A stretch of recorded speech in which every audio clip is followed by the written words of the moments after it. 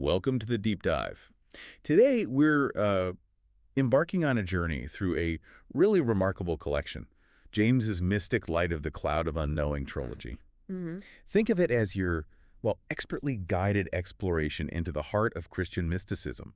It offers a pretty unique perspective on this rich spiritual tradition. Yeah, and what's really insightful about James's work here is the very careful path he's laid out. He's basically offering us a three-stage process, Yeah, for getting into a realm that can often feel quite distant. definitely. So our goal today is to sort of illuminate that structure for you and pinpoint the core value each book brings to understanding Christian mystical thought. Precisely. So let's map this out a bit. The trilogy, it's got three distinct books, but they're all interwoven. Uh-huh. First up, Hidden Light Beyond the Cloud of Unknowing. This one acts like a compendium, a broad introduction to a whole range of Christian mystics. From the very early church right up to modern times. Okay, cool. If you look at the big picture, Hidden Light really gives you that essential foundation. It introduces the individuals, Yeah.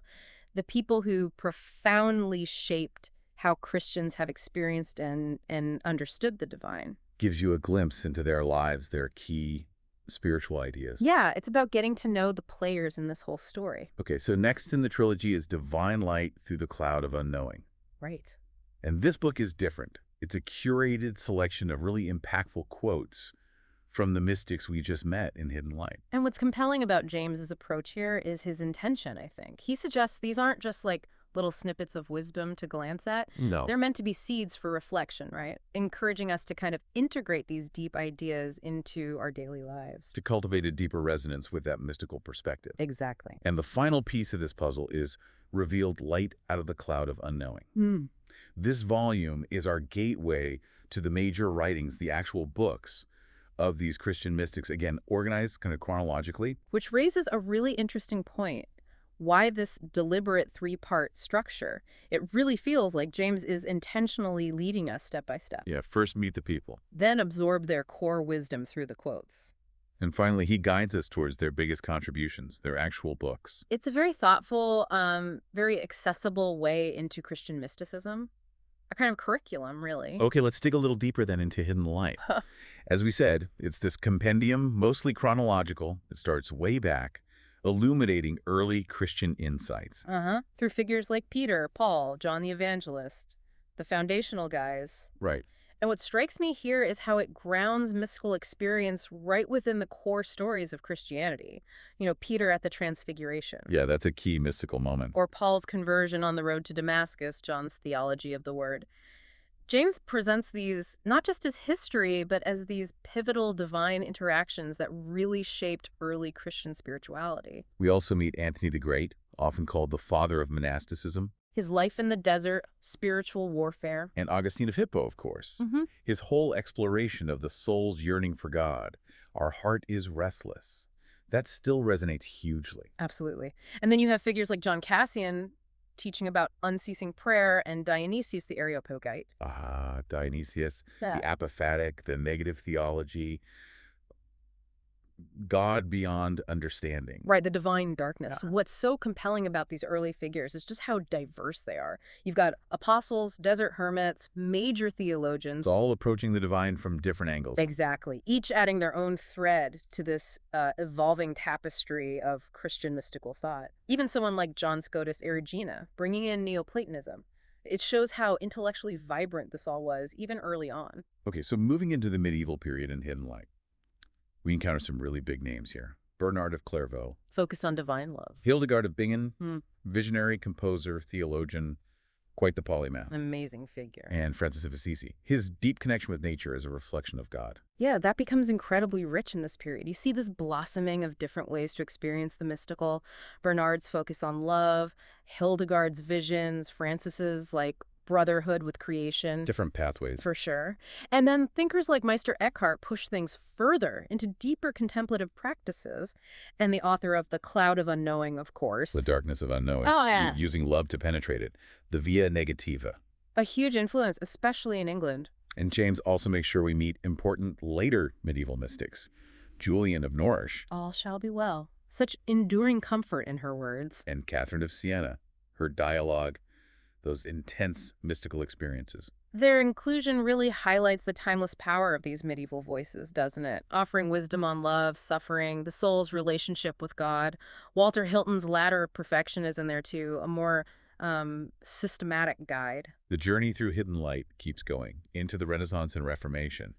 Here we meet people like Ignatius of Loyola And his spiritual exercises, still so influential. and Teresa of Ávila, the interior castle, Practical, structured approaches to spiritual growth. and of course John of the Cross. His exploration of the dark night of the soul, challenging but transformative. Yeah, what's fascinating here is how mystical thought interacts with the big religious changes happening then. You get someone like Sebastian Franck emphasizing inner experience. Over external forms. Right.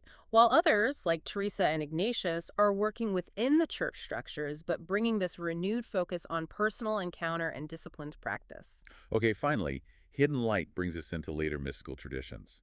Figures like Seraphim of Sarov, Acquisition of the Holy Spirit, the Jesus Prayer, Teresa of Lisieux with her little way, finding the divine in the everyday, so simple yet profound. Evelyn Underhill, Simone Weil, Thomas Merton, Merton's huge, bridging contemplation and modern concerns. and then John Maine and Thomas Keating, reviving Christian meditation practices. Yeah, this brings us right up to our time, showing how Christian mystical thought is still evolving, still relevant. From Teresa's simple path to the resurgence of contemplative prayer championed by Maine and Keating. It just underscores that basic human longing for a direct experience of the divine. It's always there. It's history, yeah. So Hidden Light gives us this incredible panorama, this huge cast of characters.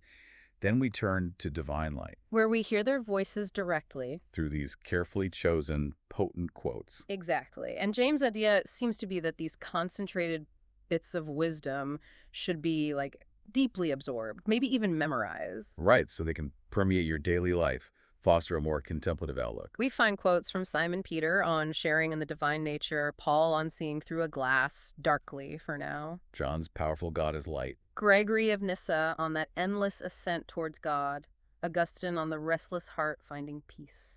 John Cassian on unceasing prayer. It's like getting the distilled essence of their core teachings. Yeah, and as you read through Divine Light, you see these themes recurring but also evolving.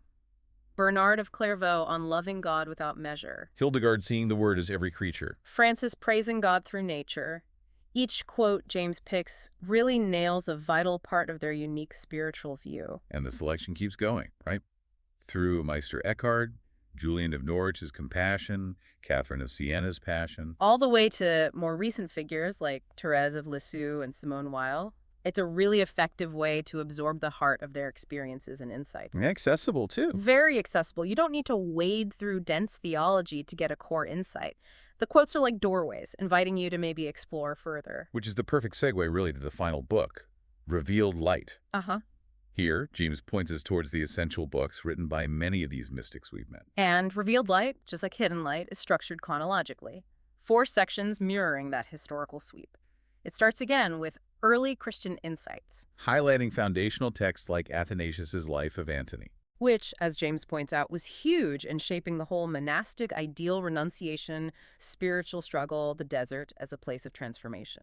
It also introduces Gregory of Nyssa's Life of Moses, that idea of always striving towards God, epectasis, and darkness as divine mystery. Augustine's Confessions is obviously key, exploring sin, grace, memory, and John Cassian's conferences with guidance on unceasing prayer, the prayer of fire. These early texts really laid the groundwork. Then the medieval mysticism section in Revealed Light, it gives us introductions or excerpts from huge works like Bernard of Clairvaux's sermons on the Song of Songs, Francis of Assisi's Canticle of the Sun. Bonaventure's Journey of the Mind to God. It's just so rich here. You see the sheer breadth of medieval mystical expression, Bernard's passion, Francis's reverence for creation, Bonaventure's systematic approach. Really shows the vitality of the era. Absolutely. And Revealed Light also points us to the Cloud of Unknowing itself, plus key writings by Eckhart, Suso, Tauler, Julian, Catherine. Yeah. It's a great guide. Moving to the Renaissance and Reformation, Revealed Light features Ignatius's spiritual exercises, Teresa of Avila's Interior Castle. John of the Cross's Dark Night and Ascent at Mount Carmel. These are just foundational texts for understanding spiritual discipline, purification, the path to union. And Francis de Sales' Introduction to the Devout Life is their two really practical advice for living spiritually in the world. Finally, the modern era section of Revealed Light introduces works like Thérèse of Lisieux's Story of a Soul, Simone Weil's Waiting for God, very profound. Thomas Merton's New Seeds of Contemplation, John Main's Word into Silence. and Thomas Keating's Open Mind, Open Heart. This selection really underscores that ongoing conversation with mystical traditions today. Teresa's simple path, while grappling with divine absence, Merton connecting contemplation to Mahdi life. And Maine and Keating bringing ancient practices like centering prayer to contemporary seekers. So James's Mystic Light trilogy really does offer this remarkably comprehensive yet approachable path into Christian mysticism.